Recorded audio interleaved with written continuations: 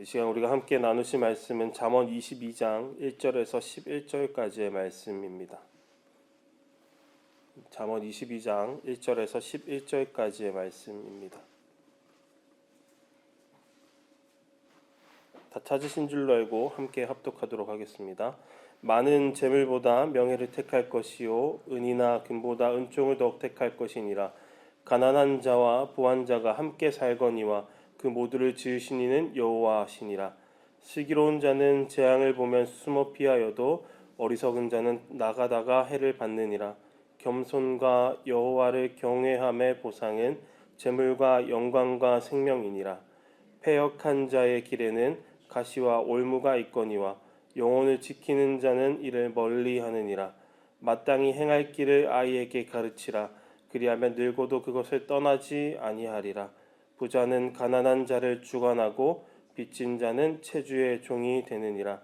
악을 뿌리는 자는 재앙을 거두리니 그 분노의 기세가 쇠하리라.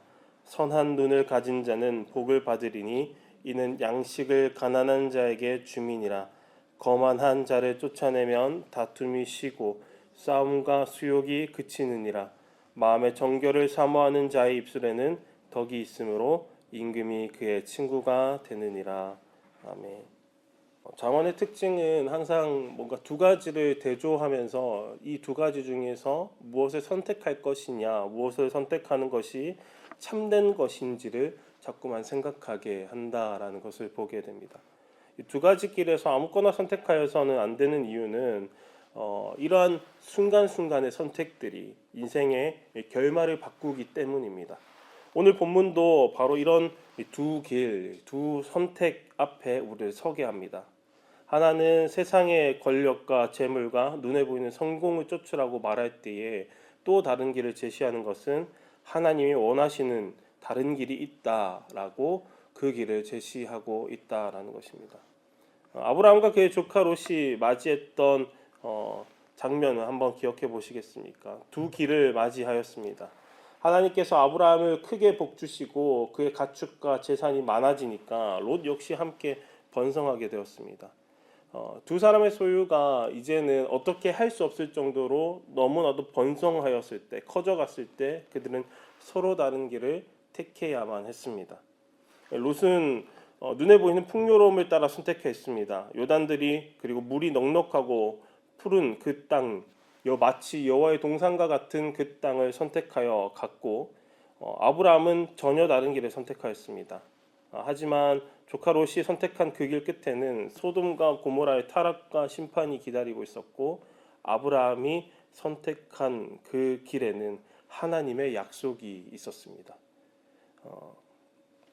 아브라함은 인간적인 계산보다 하나님의 말씀을 붙들었고 겸손의 길을 걸어갔습니다. 하나님 바로 그 믿음을 기뻐하시면서 아브라함을 통하여서 땅의 모든 족속이 복을 받게 될 것이다 라는 약속까지 함께 언약을 세우시는 것을 보게 됩니다.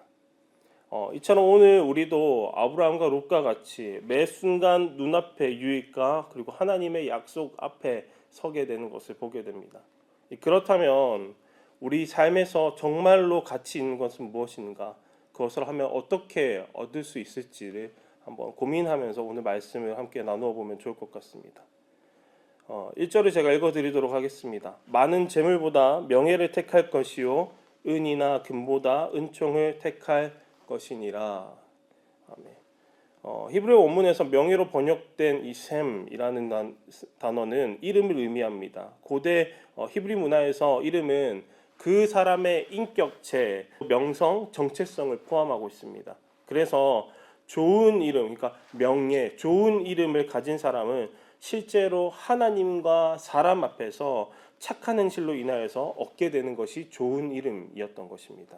그 사람의 이름은 실질적인 그 사람의 평판인 것입니다.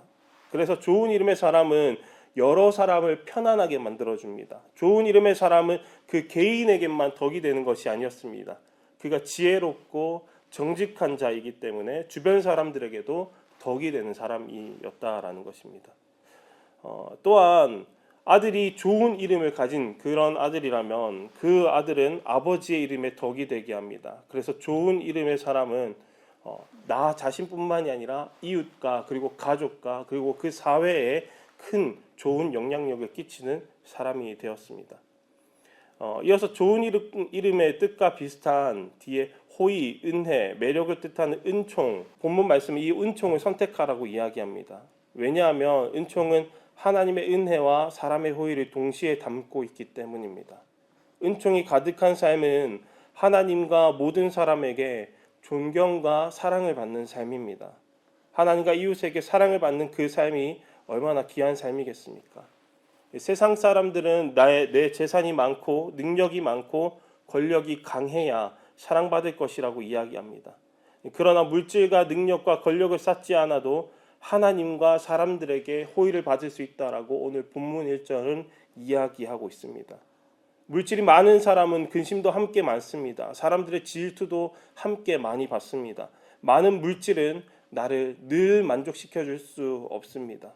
나의 탐욕은 수없이 내가 가져도 이 탐욕을 잠재울 수 없습니다. 그래서 많은 물질을 통하여 얻는 호의보다 오히려 물질을 나누어 주면서 내게 쌓을 물질이 없을지라도 좋은 이름과 은총을 얻는 것이 낫다라고 본문 1절이 이야기하는 것입니다.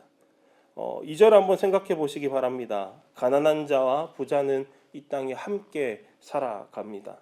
저 높은 곳에서 하나님께서 우리를 내려다 보실 때에 부자 가난한 자는 도토리 키재기와 같습니다. 동등하게 보이는 것입니다. 하나님께 부와 재물의 차이는 하나님의 사랑에 어떠한 영향력도 끼치지 못하고 어떠한 유익도 되지 않습니다. 그렇기에 부유하다면 가난한 자의 필요를 살피며 진실로 그를 위하여 도움으로 그 호의를 얻기를 택하는 것이 지혜롭다라는 것입니다. 가난한 자라고 하여서 명성과 은총을 얻지 못하는 것이 아닙니다. 우리 주 예수 그리스도를 생각해 보시기 바랍니다. 예수님께서는 많은 은과 금을 소유하려고 하시지 않으셨습니다. 하지만 성경은 이렇게 이야기합니다. 누가복음 2장 52절입니다. 예수는 지혜와 키가 자라가며 하나님과 사람에게 더욱 사랑스러워 가시더라. 예수님은 재물이 아닌 삶으로 많은 사람들에게 기쁨이 되셨습니다. 방금 읽어드린 누가복음 2장 52절은요. 예수님의 나이의 시기를 대충 12살부터 공생애를 시작하기 전인 30살, 30살 이전에 이 사이, 그러니까 청소년기와 청년 시기의 사이였을 것이라고 이야기합니다. 이때 예수님은 아버지의 가업을 따라서 목수의 일을 감당하셨습니다. 그렇다면 예수님께서는 어떻게 하나님과 사람에게 사랑스러워져 가셨을까? 목수가 하는 일은 매일 아침 일어나서 땀 흘려서 나무를 다루고 깎고 다듬는 고된 노동이었을 것입니다. 그럼에도 육신의 부모에게 순종하는 모습을 보이는 것입니다. 온 우주의 왕이신 예수님께서 이 목수의 일을 하시면서 신실하지 못한 모습을 사람들에게 단 한순간도 보이지 않았다라는 것입니다. 순종과 신실함으로 또한 진실한 모습으로 청소년기와 청년기를 보내셨다라는 것입니다. 요즘 누군가에게 나의 일을 맡기려고 할 때 쉽게 내 일을 맡기지 못하는 이유가 무엇 때문입니까? 내 마음과 같이 내 일처럼 여기면서 진실되게 신실하게 일하는 사람을 만나기 쉽지 않기 때문입니다. 지금까지 내가 온 시간과 정성과 노력을 들여서 이루어온 일을 내 마음과 같이 이어나갈 그 사람을 찾기가 쉽지 않기 때문입니다. 그러나 예수님은 누가 봐도 아버지 요셉의 일을 진실하게 신실하게 이어나가셨던 것입니다. 누가복음 2장 52절에 지혜와 키가 자라가며 라고 말해주고 있는데 여기서 지혜는 단순히 세상을 살아가는 지혜를 뜻하는 것에서 멈추지 않습니다. 더 나아가서 하나님을 아는 지식을 이야기하는 것입니다. 세상을 바라보지만은 그때의 하나님의 관점에서 세상을 바라보는 그리고 하나님의 관점으로 이 세상의 모든 것들을 해석하는 능력을 이야기하는 것입니다. 예수님은 목수의 일터에서 나무를 다루셨지만 그와 함께 예수님은 하나님을 알고 하나님을 드러내는 지식이 풍성하셨던 것입니다. 하나님을 드러내는 삶은 사람들에게 무엇보다 사랑받는 삶입니다. 왜 그렇습니까? 하나님이 마음에 가득한 자는 마음에 평안이 있기 때문입니다. 하나님의 말씀으로 그 지혜가 풍성한 사람과 대화할 때는 절로 내 마음도 평안해지는 것을 경험하게 됩니다. 그 평안이 절로 주변 사람들에게 전달되어집니다. 우리가 이 세상을 살아가면서 얼마나 우리의 마음이 요동치게 됩니까? 풍랑치는 내 마음을 이 마음 가운데 하나님의 말씀이 선포되어질 때에 평안함을 느끼는 경험이 우리가 얼마나 많이 경험을 하였습니까? 이처럼 말씀이신 하나님의 말씀이 내게 가득하며 흘러 넘친다면 그 무엇보다 많은 사람들에게 사랑받는 삶이 된다라는 것입니다. 많은 사람들에게 사랑받는다는 것은 많은 사람들이 찾아온다는 의미이기도 하지만 많은 사람들에게 찾아간다라는 의미이기도 합니다. 사랑은 서로 주고받는 것입니다. 일방적인 사랑은 지속될 수 없습니다. 그래서 하나님을 드러내는 사람의 삶은 많은 사람들이 찾아오는 삶이기도 하고 많은 사람들을 찾아가는 삶이기도 합니다. 하나님으로 가득한 사람은 그래서 9절에 말하는 선한 눈을 가진 사람입니다. 여기서 말하는 선한 눈은 히브리 문화에서 관대한 마음을 뜻합니다. 나를 내어줄 대상, 내 손길이 필요한 대상, 내 사랑이 필요한 대상을 발견하는 눈을 뜻하는 것입니다. 내 주변에 궁핍과 불행 속에 있는 자를 발견하는 눈입니다. 그들을 보면서 측은한 마음이 들게 하는 눈입니다. 그들을 위하여 대단한 것은 아니더라도 내게 있는 것으로 구제하면서 즐거운 표정을 지어 보이는 그 행복한 눈 말입니다. 사도행전 3장 6절에 베드로가 이렇게 고백하더라고요. 예루살렘 성전으로 올라가던 중에 성전 미문에 앉아있던 그 안진뱅이 거지를 보면서 이렇게 이야기하더라고요. 은과 금은 내게 없거니와 내게 있는 것은 내게 주노니 나사렛 예수 그리스도의 이름으로 일어나 걸으라 하니. 새로운 율계 성도 여러분, 저와 여러분들이 이런 눈을 가졌으면 좋겠습니다. 예수 그리스도가 필요한 자를 발견하는 눈을 우리가 가졌으면 좋겠습니다. 그 무엇보다 복음이 필요한 자를 발견하고 하나님의 긍휼이 필요한 자를 발견하며 하나님의 은혜가 필요한 자를 발견하는 눈이 저와 여러분들에게 있길 바랍니다. 하나님을 알지 못하는 잃어버린 영혼들이 너무나도 많습니다. 오늘도 지옥을 향해 걸어가는 자들이 너무나도 많다라는 것입니다. 구원의 길을 몰라 애통해하며 삶의 모든 짐을 짊어지고 고통 가운데 괴로워하는 자들이 너무나도 많습니다. 그 해결 방법이 유일하게 오직 예수 그리스도밖에 없는데 그 해결 방법을 저와 여러분들만은 알고 있는데 그들을 발견하는 눈이 우리에게 없다면 하나님이 보시기에 너무나도 안타깝지 않겠습니까? 그러니 오늘 이것을 간구하시기 바랍니다. 하나님, 나에게 예수 그리스도를 필요로 하는 자를 발견하는 눈을 주십시오. 잃어버린 영혼을 향한 하나님 아버지의 마음을 저에게 주십시오. 그리고 그들에게 예수를 전하게 나를 사용하여 주십시오. 이 기도를 하시기 바랍니다. 많은 사람들이 육의 양식이 부족하고 줄이고 걱정하며 괴로워하고 있습니다. 이들에게 양식을 공급하는 일을 우리가 해야 합니다. 그리고 그와 함께 영의 양식도 공급하는 일을 우리가 해야 합니다. 성도님들, 그러니 담대하시기 바랍니다. 믿음을 가지시기 바랍니다. 이 시대는 물질적으로 풍요로운 시대입니다. 그러나 영적 기근의 시대이기도 합니다. 요한복음 6장 35절에 예수님께서 이렇게 분명히 말씀하십니다. 예수께서 이르시되 나는 생명의 떡이니 내게 오는 자는 결코 줄이지 아니할 터이요 나를 믿는 자는 영원히 목마르지 아니하리라. 이 세상에, 이 시대에 이 귀한 복음을 담고 있는 그릇이 어느 공동체이며 어떤 사람들입니까? 복음을 담고 있는 공동체는 교회밖에 없습니다.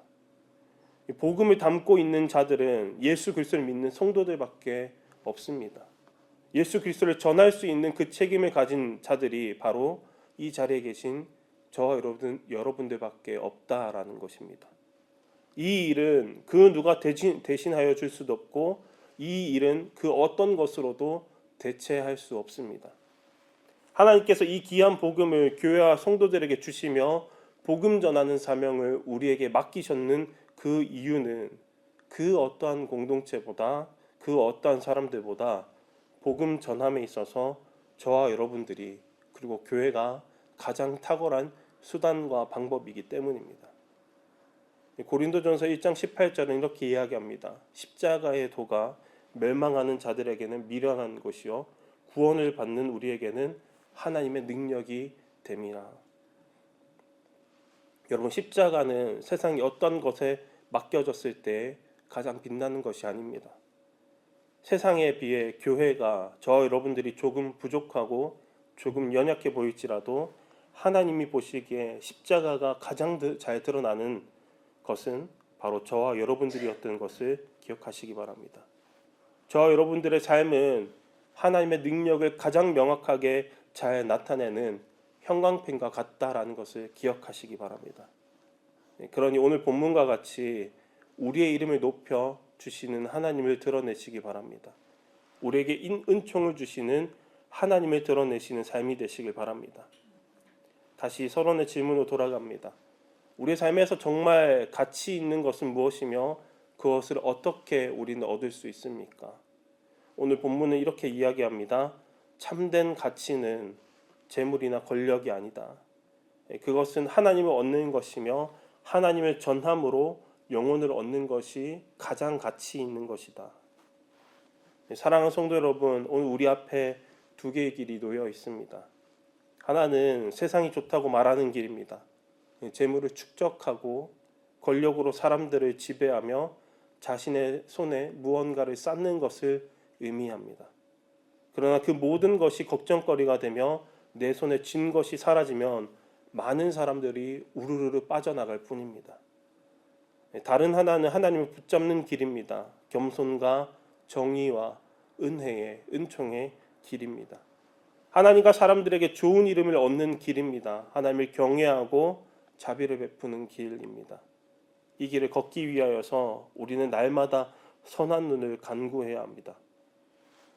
그렇다면 오늘 저와 여러분들은 이 두 길 중에서 무엇을 선택하시겠습니까? 하나님은 저와 여러분들에게 하나님 자신인 예수 그리스도를 주셨고 예수 그리스도가 없는 그 땅 가운데에, 그 공동체 가운데에, 그 삶 가운데에 예수 그리스도를 나누길 원하십니다. 이 일은 오직 예수를 얻고 예수와 동행하며 예수를 사랑하는 자들만이 감당할 수 있습니다. 그 하나님께서 이미 예수를 얻고 동행하며 사랑하는 저 여러분들이 이 길을 걷길 원하고 계십니다. 이 일에 기꺼이 그리고 즐거이 평생토록 감당하는 새로운 교회 모든 성도님들 되시기를 간절히 소망합니다.